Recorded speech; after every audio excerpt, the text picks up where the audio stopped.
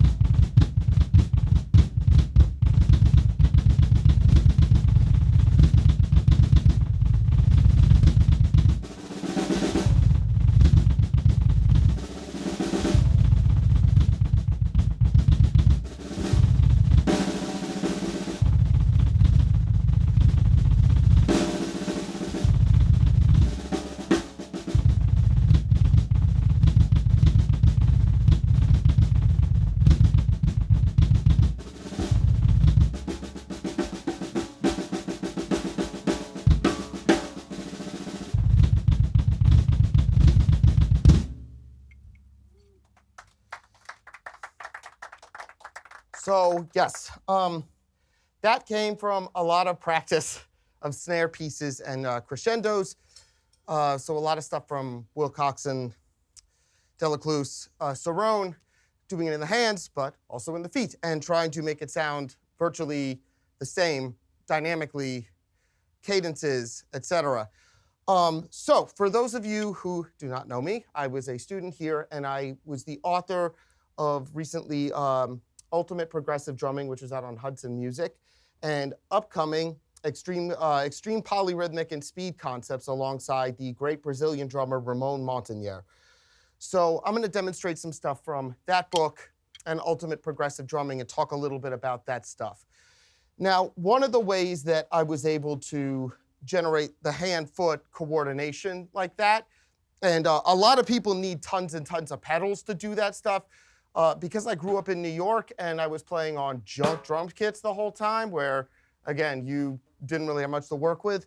I really tried to use, take these earplugs out. I really tried to use the minimalist setup. So hi-hat pedal and just a regular single bass pedal instead of a double pedal to do orchestrations, let's say like paradiddles in the feet.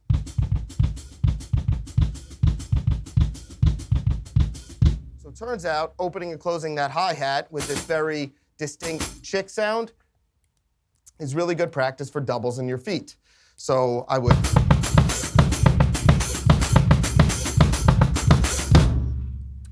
work on that type of stuff, and then on top of it, I would layer various patterns.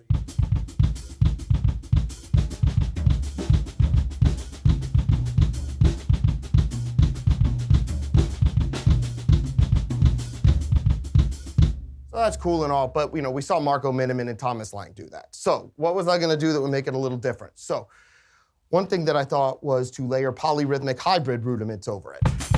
So we're going to put the deviled eggs and Shirley Murphys, or well, Murphy Shirleys is what I call them. So Murphy Shirley is right, right, right, left, left, right, left, left, left, right, right, left, right, right, right, left, left, right, left, left, left, right, right, left. So over paradiddle.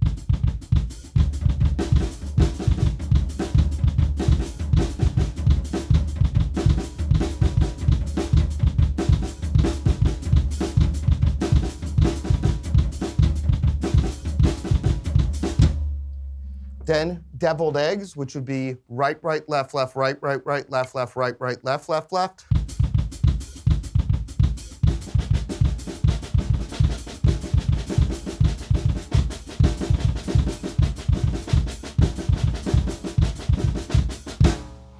Those would be septuplets over the paradiddles. Next, then, I try to orchestrate those. So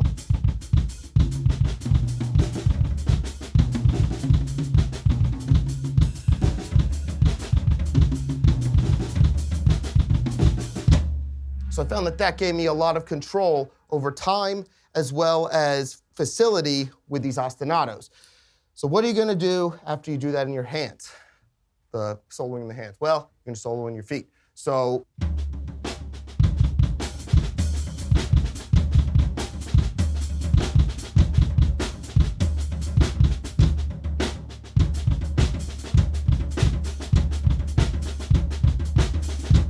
that was the Murphy-Shirleys and then some septuplets in the feet against the paradiddles in the hands.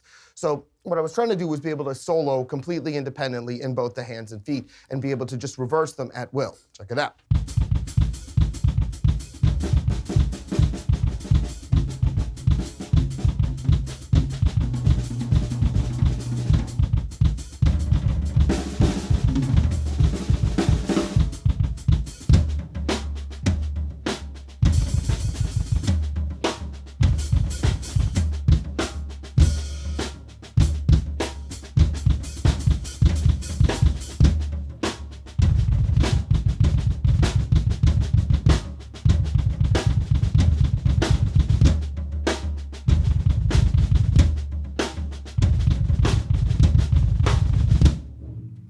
So you would be completely soloing independently with your feet. Now, move them to different combinations of limbs and try to keep that same freedom. So here's left side paradiddle, right side will solo. We're going to use quintuplets and sextuplets against the paradiddle.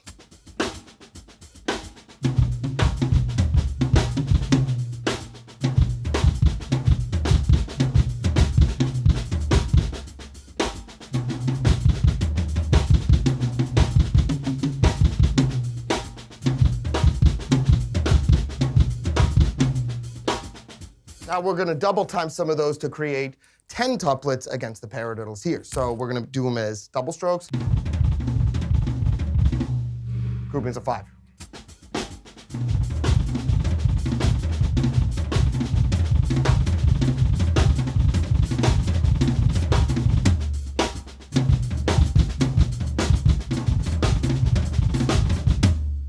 So trying to solo freely with all these different combinations of limbs. Naturally, that takes a lot of facility in your different limbs. Most drummers will only think of our right side, but this requires a lot of work with your left. So one thing that I do, and unfortunately this kit is not set up for it, but we make do, is play a fully left-handed kit. So I like to set up the kit left-handed and play hi-hat over here, snare drum here, toms over here, so we can imitate that kind of motion. That's therefore how you could get this type of thing where you're going to try and move your hands in symmetry. So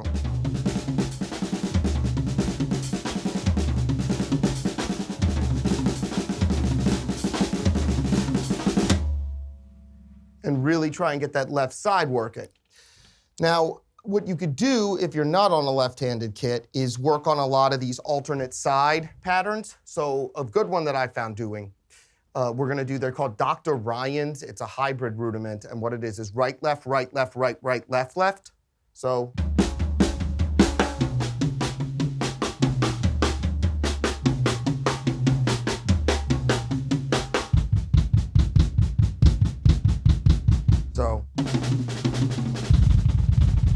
faster. Now, we're going to do that in both sides now, and we're going to try and alternate, try to make it sound as seamless as possible. So.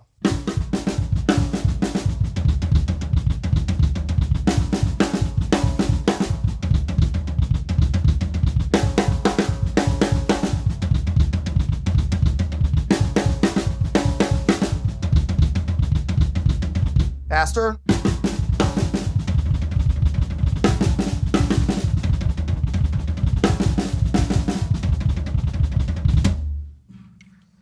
really try and even your sides out here. Now, you're going to do that on the hi-hat pedal as well.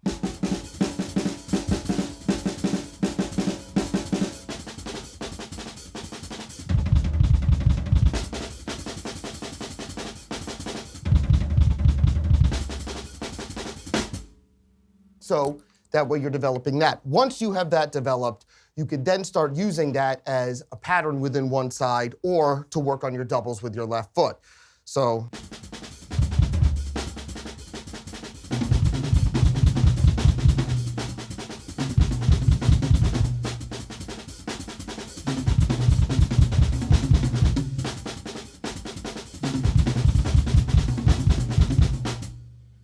So you could then work on playing contrasting patterns against that, which at that tempo is quite difficult, especially when you're getting into odd groupings. I still work on this quite a bit. Now, the next thing you want to do is, and this is something, again, which was pioneered by guys like Marco Miniman and Thomas Lang, where you would do this also in your right side and solo in your left side. So that way you're now working your left side too. So.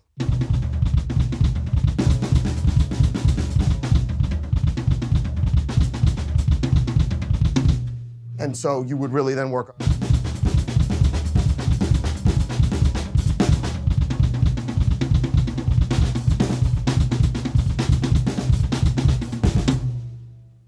work the left side against it then. That's actually a pretty hard phrase to do that with, especially at faster tempos. So that's one I'm working on right now to help me with this stuff. I found the simplest phrases and the easiest ones that I found to work on at first were singles, doubles, threes. Right, so left, left, left, left, left, or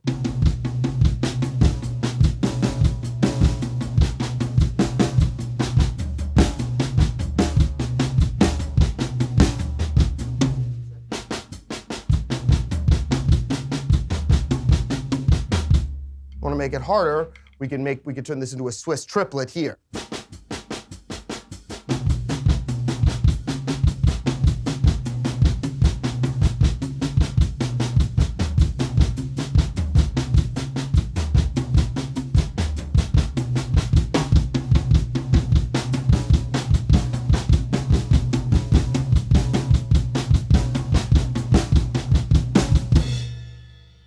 Therefore, you're then adding another layer of difficulty by you're adding a double, which turns it then into a Swiss triplet. So now you can alternate these Swiss triplets between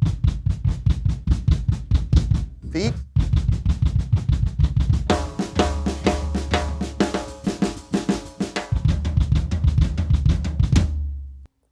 now, once you start getting comfortable with this, we start working on what I call longer figures. Now, what those usually entail is taking some sort of phrase like a 4, let's say, and then another limb, I think this time it'll be my left foot, will create a contrasting rhythm that will loop over several bars. So in this case, we're going to do 5.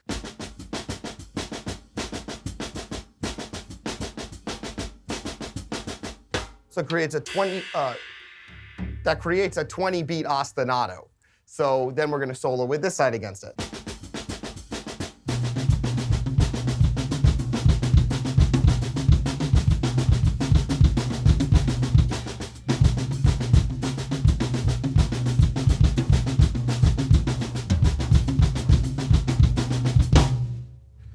So that's therefore a 20-beat ostinato. Now, I'd also recommend doing this in your feet like this.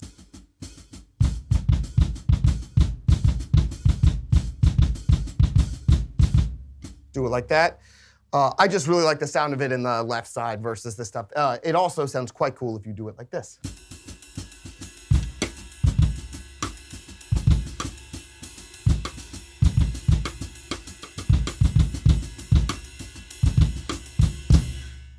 Come up with some cool grooves that way as well. So it really frees your left foot up to be a voice of its own. So let's check some of that out when it comes to improvising a little now more with this type of stuff and, using the left foot, because a lot of jazz drummers talk about comping, using the left foot with this type of stuff.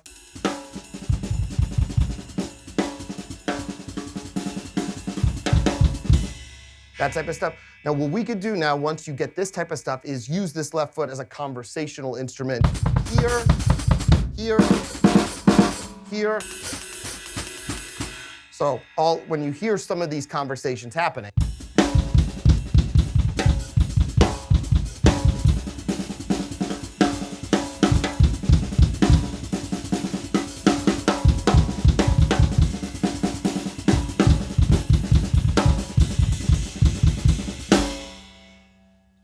creates some very interesting contrapuntal ideas there. So that's one of the benefits of working on your left foot like this, as well as those interdependent limb combinations. Currently, myself, and if you were not familiar with them, once again, the legendary Brazilian drummer Ramon Montagner, as well as an Israeli drummer named Yoni Madar, the three of us do a lot of work together and a lot of teaching stuff together. So I've currently been working with them on some different ideas, and one of them is Yoni's idea where he'll do this type of thing. It's a 6-figure, and then he does a 5 against it. So he does it in his hands, like that. So again, it's pretty tricky in the hands, but I do it like this now with, you go in one hand, so that's a 6.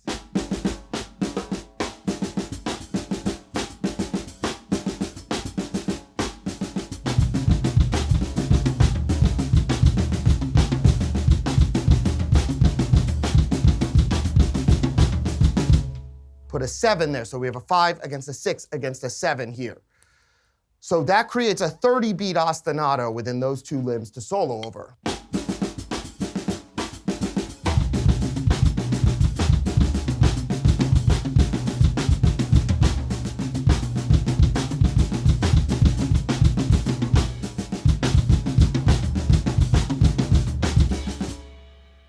Like that. Play it a little faster.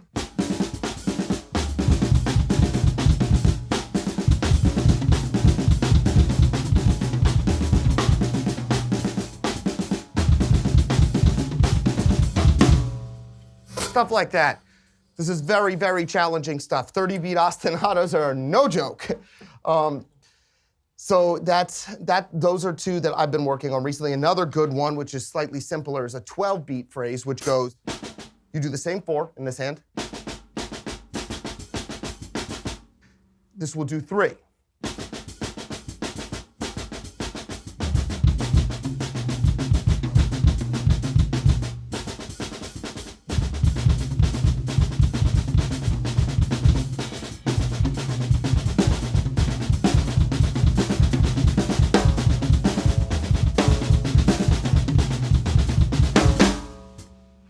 This.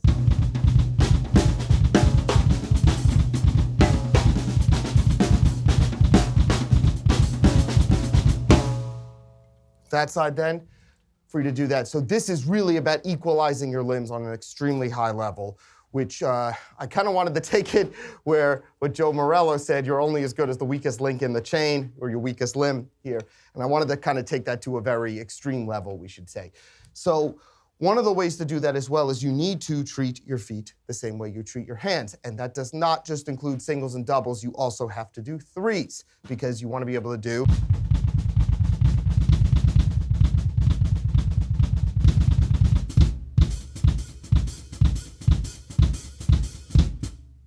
threes on the hi-hat, etc.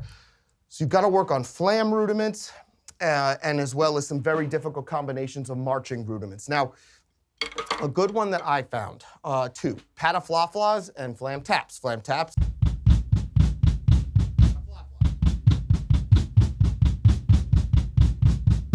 So working on those two has been very helpful for really getting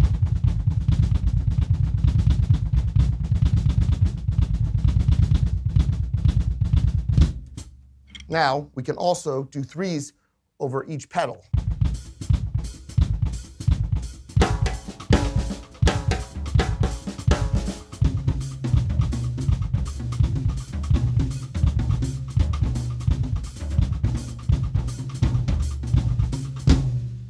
Like that. So This is, again, another way to kind of open up your phrasing with like,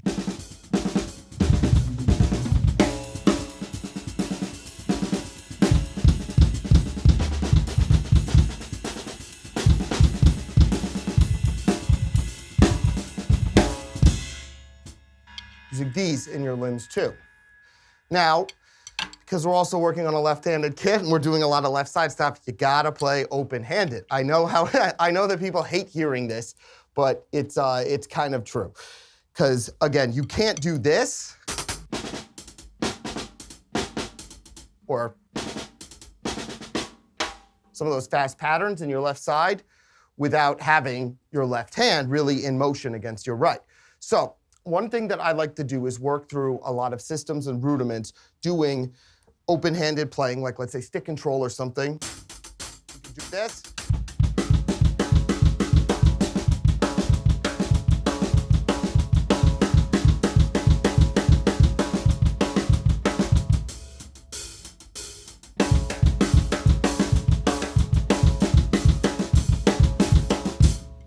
Working through stick control, also the art of bop drumming, getting a lot of this like, it's more future sounds like Garibaldi.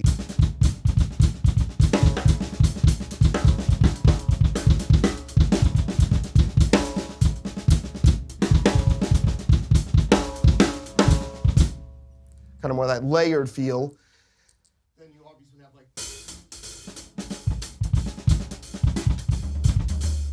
with more of art of bop drumming, beyond bop drumming like that. So those are very good ways to get this side moving. Another good way is to do 3s and 4s like I was doing that solo over the toms.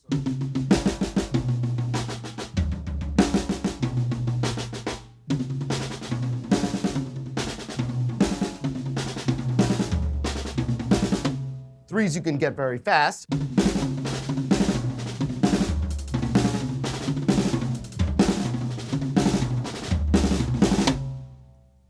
So I will also demonstrate my technique too, but I just wanted to, again, show you guys some of the possibilities before we get into the how-to, because I think it makes it more interesting when you see the how-to before, you see the why before the how-to.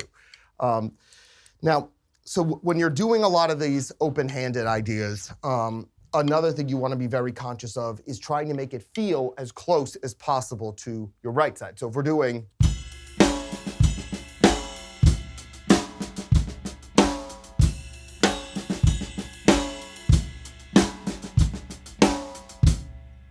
you want it to try and sound as close as possible. I still hear inconsistencies, which is something I'm always trying to work on. This also goes if you're doing stuff like even straight.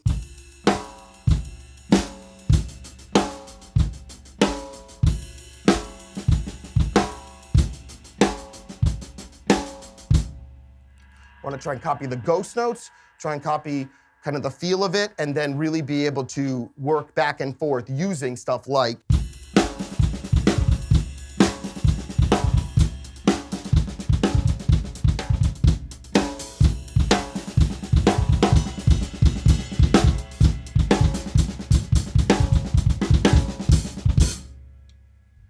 So what that also does is frees up your left hand a lot to move. So when you're doing, like, your fills can take on a more interesting contour and shape if you're.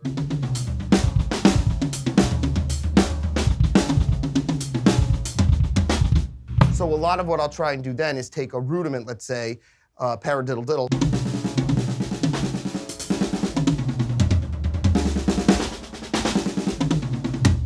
Try and move it that way using.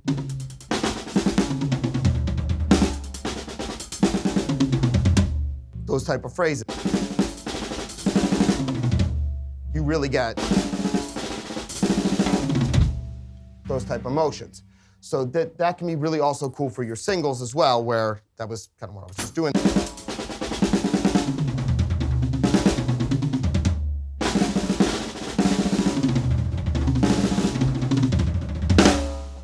You get that kind of motion. So I found that that's very helpful. It also looks kind of cool if you're in a solo. I have this thing in the way, so I don't want to go too out because otherwise look bad. So yeah, that's this is just kind of my why behind this stuff, because I feel like it really opens up some avenues in your playing that most people don't think about. Now, a good exercise I found to develop strength within your limbs against a certain pattern is literally this. Just take a pattern in one hand, so we're gonna do this. Then we're gonna go through the rhythmic scale through each limb against it.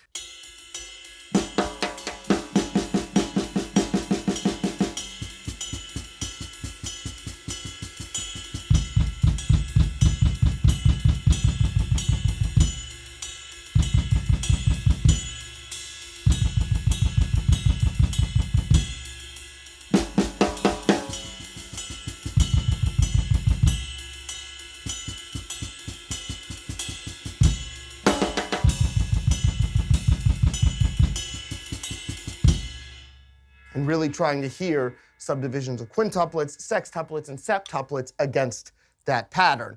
That's really good for not only developing your limb speed, but it's also really good for helping you hear these polyrhythmic patterns against it and then start to create ideas. Let's say if you want to do a 7 here.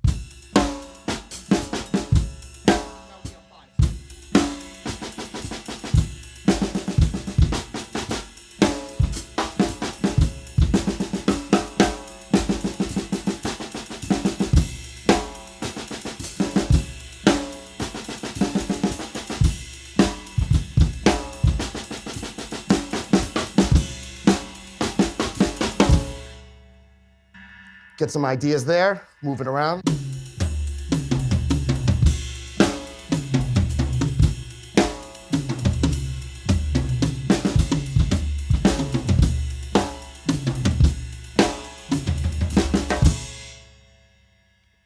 So on and so forth. So this can be very cool for ghosting, especially if you're like,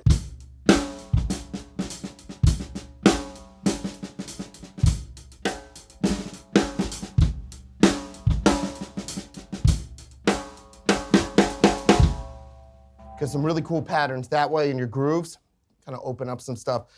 Now, let's talk a little bit about technique. So I use primarily 2 different techniques, the finger control technique and the molar technique. My versions of both. The finger control technique was something we developed a lot in Murderhands, which was the curriculum we did here for, we still have going on, but it's with Tobias Ralph and John Longstreth. And we would do these exercises where we go through each finger, including first finger. So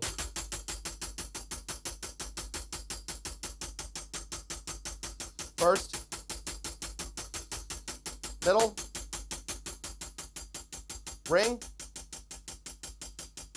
pinky.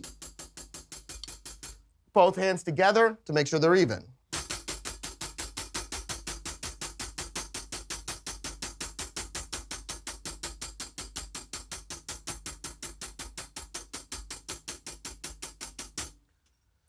Now, when you bring up the speed a little bit, you can really get you can play very fast, but with a lot of accuracy. So the issue is the fingers cannot produce accents. They produce dynamics. You can't, however, go up. You can't do that with the fingers, because if you do, it doesn't look good, it doesn't sound good. So what I do is I turn my wrist over and use the molar technique, using the accent and the snap of the hand to generate the accent. Good exercise to develop this, I found, is to do 2 bars of molar singles, 2 bars of fingers. So.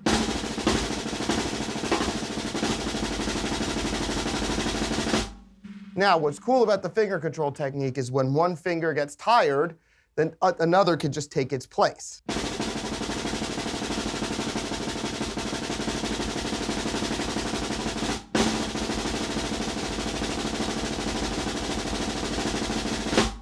So you can sustain that for a long, long time. So I'd also recommend, for developing this stuff, you want to do some phrases like paradiddles, doubles, singles, etc., but try and make it sound as close as possible to just standard singles. So check it out.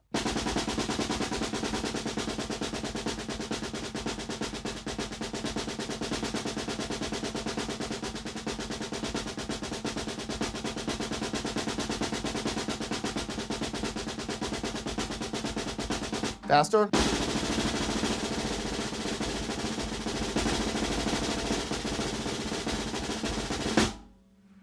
So that's a very good way to develop control within each stroke. Then you could throw the molar in.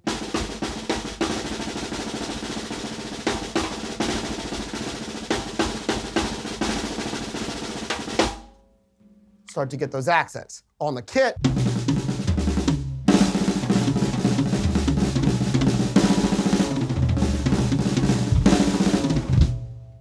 that's fingers and molar mixed.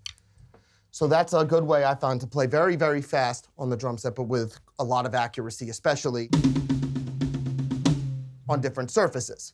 So that's usually the way I go about hand techniques, and I've worked a lot on developing each finger individually and then working on a lot of different rudiments, combining them, single paradiddles, triple paradiddles, double paradiddles, paradiddle diddles, etc., and improvising with them to try and make them sound as seamless as possible. So you go.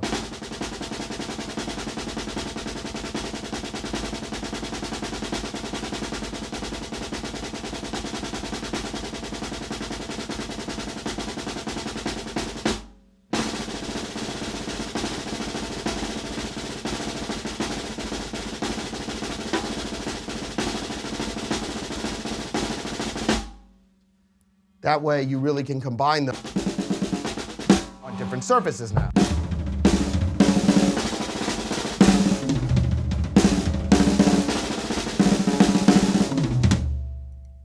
So that's a lot of how I kind of have developed my hand technique.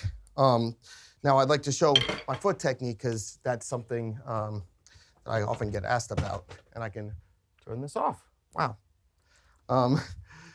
So I often get asked about this, and I'll show you guys how I do this. So what I do for my foot technique, it's a combination of several different ideas that I was given by drummers. My first drum teachers here, Fred Klatz, Frank Katz, Jason Gianni. So there was the idea of the Bonham slide double. Toe, slide up, toe, slide up, toe, slide up, toe. Like that.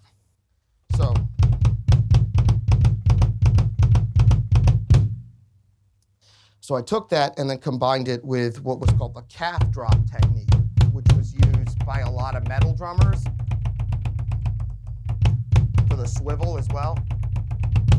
So the calf drop just requires literally you keep your heels on the floor and drop your calf like that. This you could do anywhere. It works wonders. And I found that it's really helped me because when literally I just pull my foot onto the pedal and just do that same motion, I get that ankle stroke. So I took that and combined it with the slide double. So I would drop ankle, tap like that. Then I combine it with the slide, or I would kind of do ankle, slide in that way. And then what I would then do is add a heel down stroke at the end to pull it up for a 3.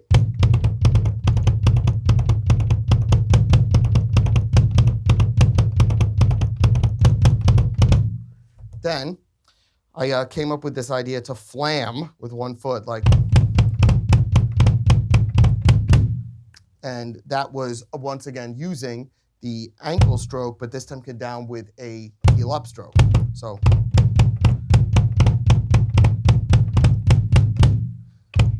Because you got it in your right foot, you got to do it with your left.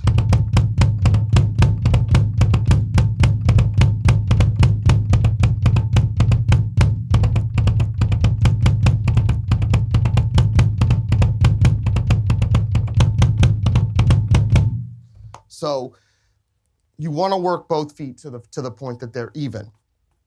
That was quite a good. This has been kind of a life journey as of late to do this, but some good exercises for this I can tell you. If you're on the floor, just hold your knees up, hold your heels up like that.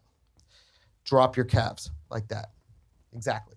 This is a really good one to just develop that motion of contracting and extending the calf. Exactly. The next one that I can tell you is quite good for this is and this is a good way to develop the slide technique. So you hold your heel up like this, keep your toes, toe, slide up like that. So I usually just keep it on the floor, just so I pretend like I'm on a pedal.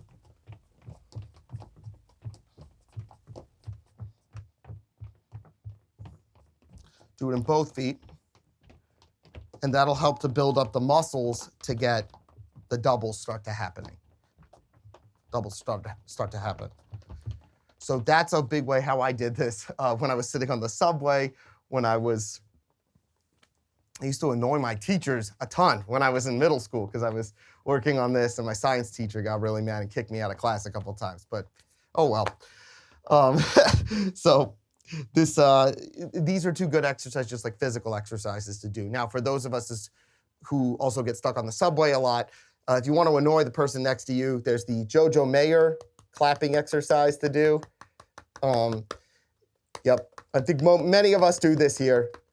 And then I came up with my own rendition, which is where you lock your thumbs together like this, hold your thumbs together, and just do that while keeping your thumbs isolated. Try to create the same clap, but without moving your thumbs. It burns. So that's a different way of approaching that. So I found that one is also quite useful for just a physical exercise, as well as one shown to me by the great Seth Davis, which is you hold your hands and do single hand claps like this. Really snap your fingers against your hand.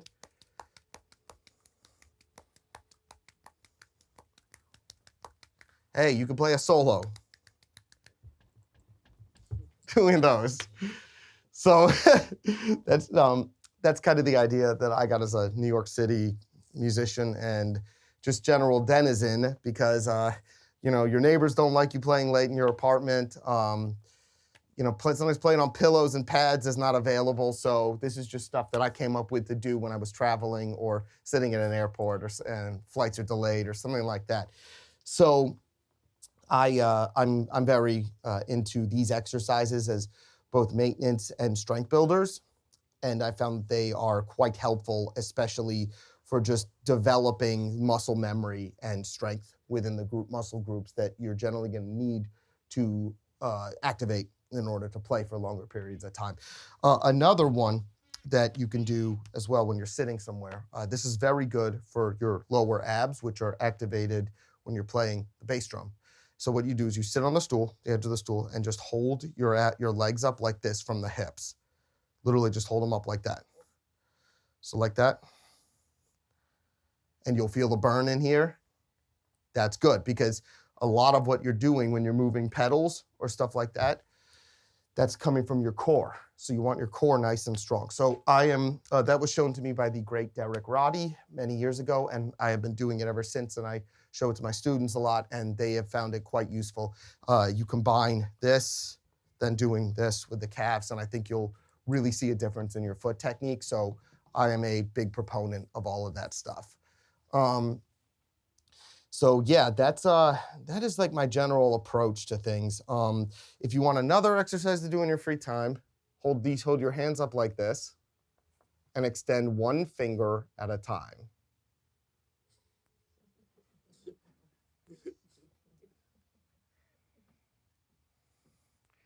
Don't move that pinky when you do the ring.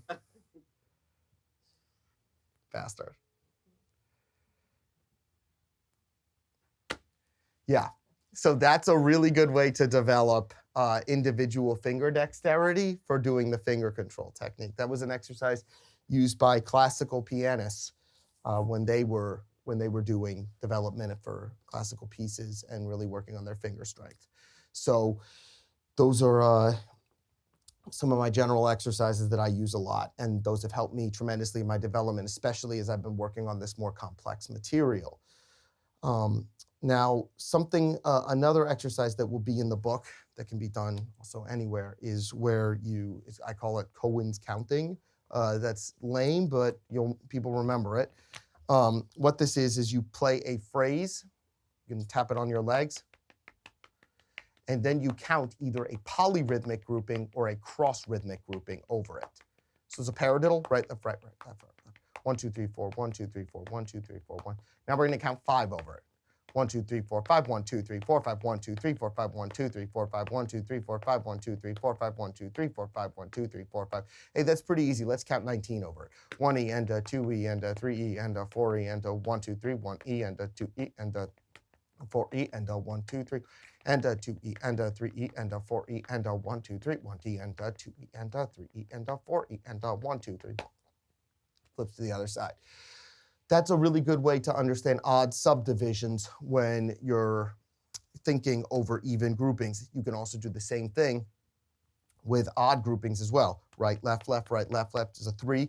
Count 7 against it. 1, 2, 3, 4, 5, 6, 7, 1, 2, 5, 6, 7, 1, 2, 3, 4, 5, 6, 7, 1, 2, 3, 4, 5, 6, 7, 1, 2, 3, 4, 5, 6, 7, 1, 2, 3, 4, 5, 6, 7, 4, 5, 6, 7, 1, 2, 3, 4, 5, 6, 7, 1, 2, 3, 4, 5, etc. Now, those are cross-rhythmic groupings because it's 2 numbers in the same rate overlapping. So 2 phrases within the same rate, 16 notes, 8 notes, etc., overlapping. Polyrhythms are the same time, but 2 different rates. So they're hemiolas overlapping. So this is my approach to that now is you do the same thing, but you count polyrhythmic groupings. 1, 2, 3, 4, 5, 1, 2, 3, 4, 5, 1, 2, 1, 2, 3, 4, 1, 2, 3, 4, 1, 2, 3, 4, 1, 2, 3, 4, 1, 2, 3, 4, 5, 1, 2, 3, 4, 5, 1, 2, 3, 4, 5, 6, 7, 1, 2, 6, 7, 1, 2, 3, 4, 5, 6, 7, 1, 2, 3, 4, 5, 6, 7, 1, 2, 3, 4, 1, 2, 3, 4, 1. So there you're really starting to stretch out your time, and that can help you then feel these kind of subdivisions over those type of ostinato phrases and stuff. So I find that this is extremely useful for doing just on your own if you can't play a drum set, and B, to develop your brain function and kind of expand your mind when it comes to these type of phrases. So I'm very into both kind of the mind and body at the same time to really open up, and so you guys can really feel, and myself, you really start to feel these phrases overlapping, and I find it makes it much easier to start to layer longer numerical phrases. So that's going to be a big part of what is in the next book. And Ramon, for those of you who are familiar with him, you have certainly seen what he can do. I cannot do what Ramon can do, so I'm not even going to claim I can or even demonstrate any of it. So check his stuff out.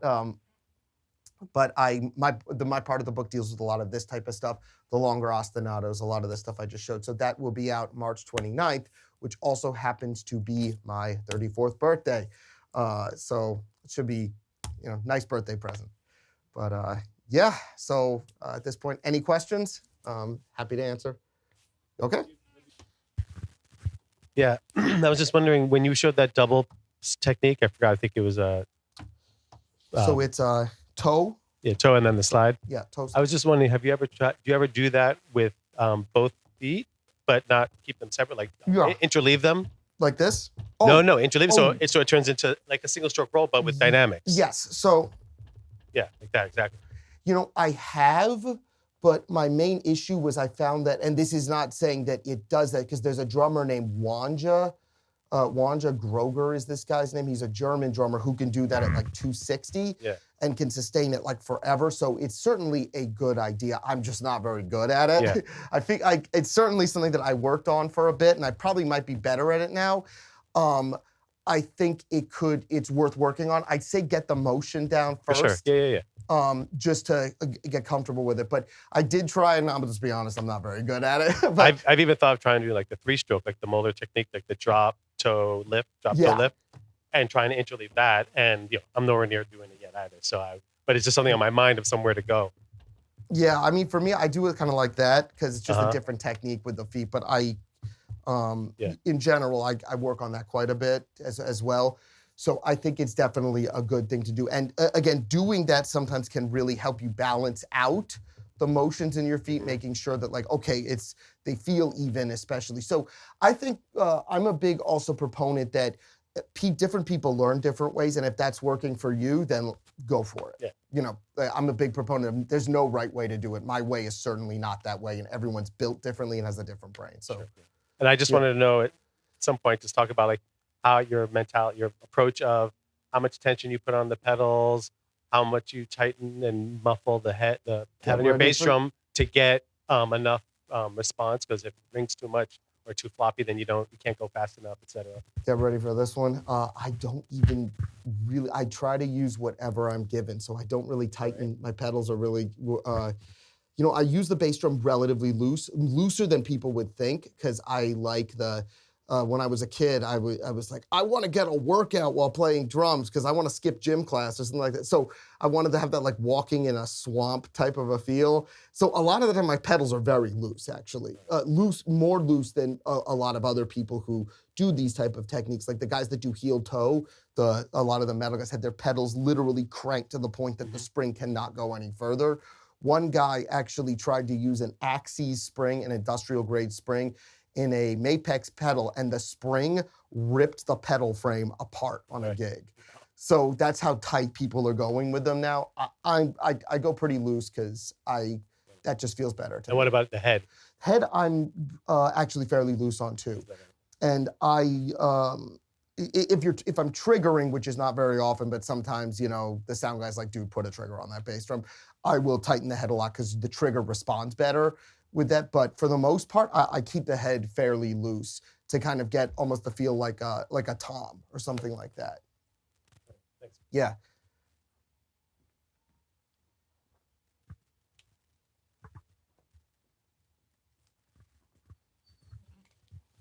Alex, I just want to say that you sound phenomenal. Thank you. Really phenomenal at blowing you. everybody away.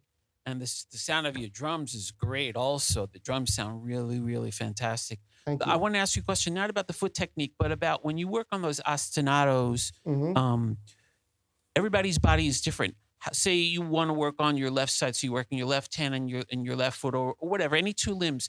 How long will you stay just with the two limbs before your body, the other limbs will allow themselves to come in without breaking that ostinato? It really depends on how complex it is what I'm working on. Usually I'll do it very slow because I'm a big proponent of with control comes speed and not the other way around. And if you can't do it slow, you have no business doing it fast. A lot of drummers, and I have a lot of students that are like this too, who will always try and do something faster than they can. And a lot of them end up developing really bad habits, which we then have to undo. So I'll usually do it very slow at first, and then I'll gradually integrate the other side in as I feel like, okay, I can feel the alignment. And I try and feel, okay, if I were to drop these limbs in, where would they fall? So usually I'll keep it up for about 5 minutes till I'm pretty comfortable with it, and I'll really analyze the mechanics. Then I'll start trying to add simple phrases, singles, doubles, and then, threes. Those are my usual go-tos because most other phrases will be comprised of those, just extended phrases of those. Like if you were gonna do, let's say, a 19 comprised of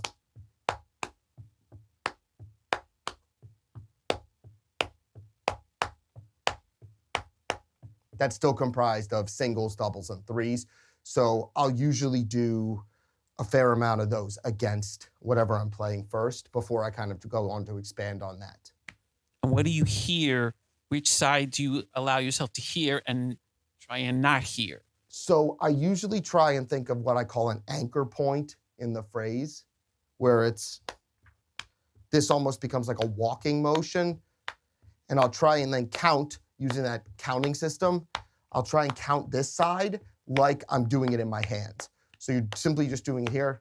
1, 2, 3, 4, 5, 6, 7, 1, 2, 3, 4, 5, 6, 7, 1, 2, 3, 4, 6, 7, 1, 2, 3, 4, 5, 6, 7, 1, 2, 3, 4, 5, 6, 1, 2, 3.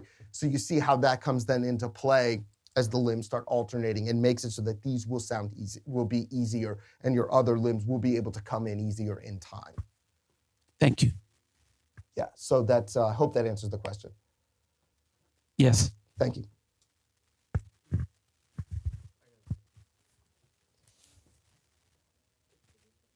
First of all, hello, sir. Hey. Yeah. When you put the polyrhythm, how do you get from memorize. Yeah, each or you memorize each melody from the different. Here's I think a misconception about polyrhythms, at least how I view them. A lot of people think think of them like flams, opening and closing. No, that's information is doo-doo. What you need to be able to do is count each rate against each other. So you need to be able to, when you put the two rates over each other, you need to count one and then work on counting the other while that is still going. You need to hear the rates simultaneously to understand how they fall against each other and in time. So that's a huge, now another exercise that I would do for that as well, literally put the metronome on 40. So there's these huge gaps, really, really, really long gaps within. And what you want to do is then do these polyrhythmics like septuplets, quintuplets within those subdivisions and hear how they exist within these massive quarter notes. And I found that that was extremely helpful. Another thing, honestly, to help develop a real sense of centered time, take the metronome and literally just do quarter notes in all four limbs, trying to match up to 30 BPM. Kid you not.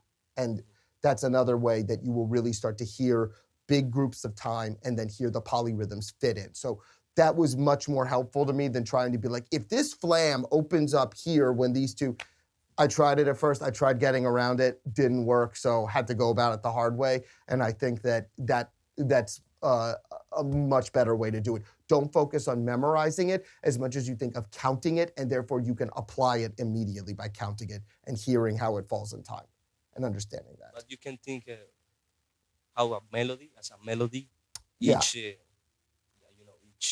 element of the polyrhythm. Yes. So if you're talking about hearing it on a drum set, absolutely. But, again, I would count it out before trying to hear it as a melody, because once you know how to count it out, the melody will sound much more cohesive within the musical context. Yeah. What about if you put the same melody in another subdivision? So that is then, I call that phrase imaging, because like you have in photography, I've heard the term phase imaging.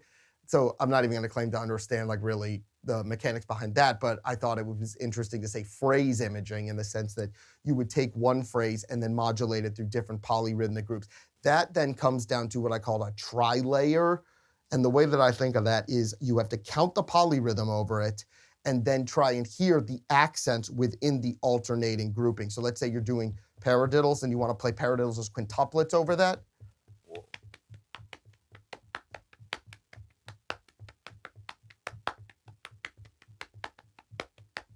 I would work on both of those separately. I would take the paradiddles as quintuplets, count the quintuplets, hear the paradiddles within the quintuplets, so hear where the accents are falling, get that into your hands and feet, understand how it's counted, get the paradiddles in your feet down, then layer them over each other. So it's a very multi-step process. And it doesn't just happen immediately. It's something that you really want to work on and really solidify. And part of that too just comes down to as your limbs become more comfortable with your brain and understanding, you will feel the time in your limbs better, and your time as it becomes more solid, your body almost takes over, feeling where the mechanics are moving and how to keep your limbs in time. So that's a long journey though. So that's how I can tell you what I did for it. Yeah. It's easy. Thank you so much. Oh yeah, hey, of course. Well, that's the case. Maybe I'll play a little more and then we can wrap it up.